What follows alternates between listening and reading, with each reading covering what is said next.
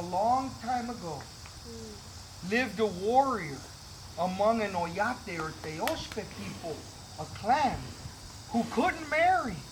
No one knew why. He was a good-looking man. He had long black hair. He was lean and strong.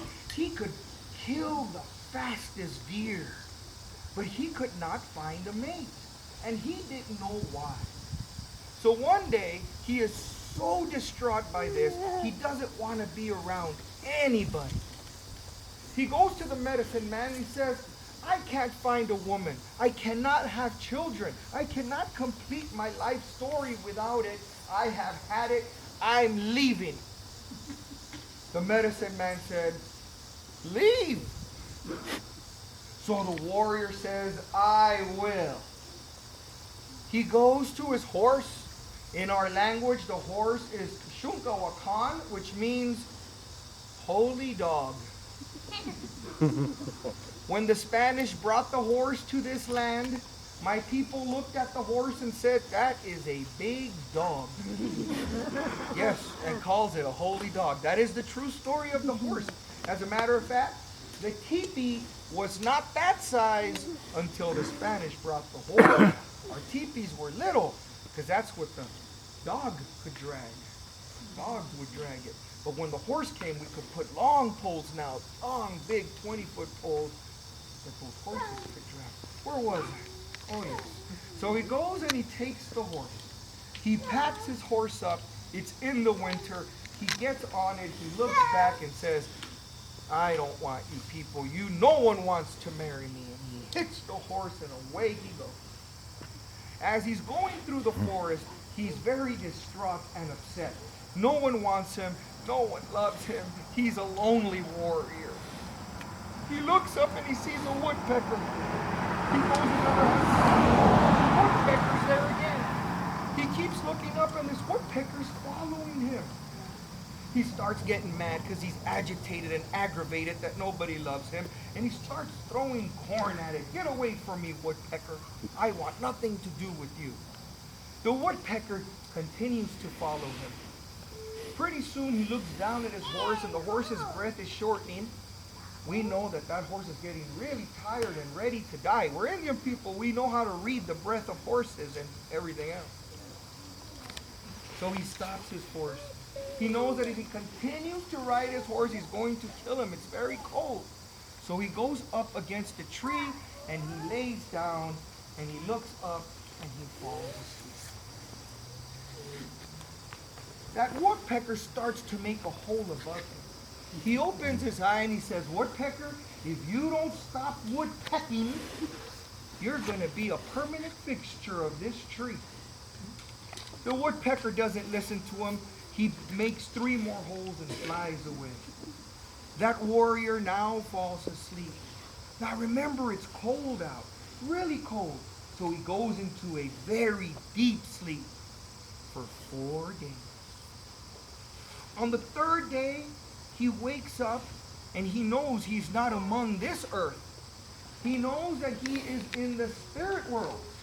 We Indian people know that our dreams are where we live. This world here is our dream.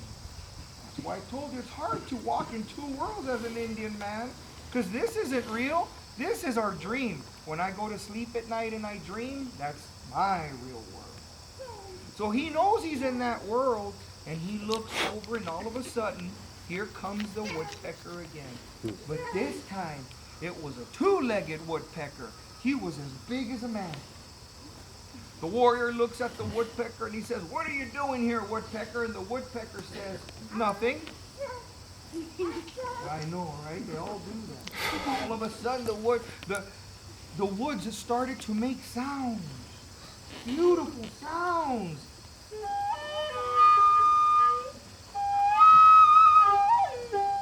Yeah.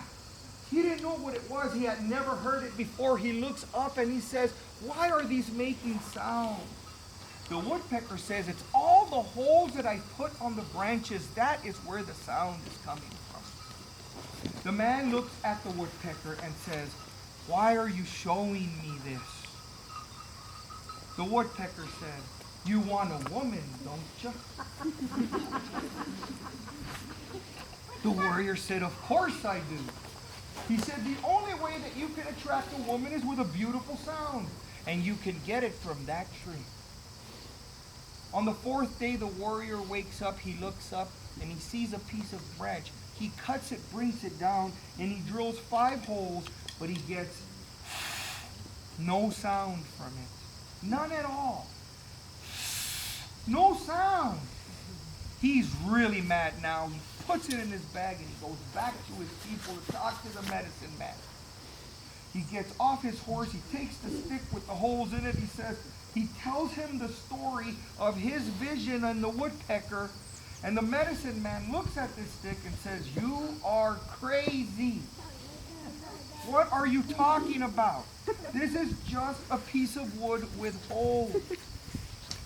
The warrior was so distraught, he takes his piece of wood and he goes on top of the hill and he puts it on his shoulder and sits there quietly. And all of a sudden, a gust of wind comes and he hears this.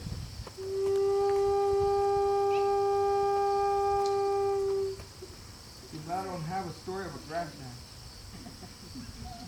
He hears that. The warrior stands there and says, what happened? So he blows slowly.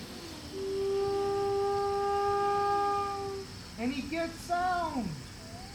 The warrior realized that if he did not force the sound, he would get a beautiful sound. And he started to play the flute.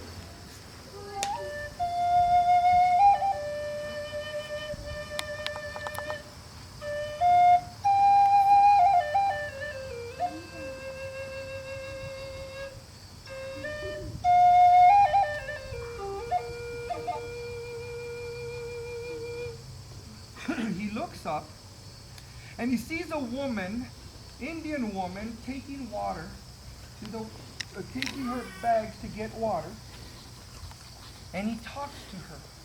He talks to her because she turned to see what he was doing with this stick. That warrior fell in love with this woman, and he swore never to play the flute again after he found this woman and broke it over his leg, as this woman was his soulmate. My people, the Lakota people, when you see flutes, they will always have a woodpecker at the end of it, or on the fetish is a woodpecker. The old stories tell us that once you have found your female, your woman, you break the flute, because you are no longer looking for that soulmate. Thank you. That is the story of the flute. And I will tell you that all Indian stories are different. Every story is different. It doesn't mean that they are incorrect. And sometimes you will hear a story from Lakota or Apache people, Meskwaki or Navajo people. They're all good stories and they're all true in our ways. Thank you for having me here. Thank you very much.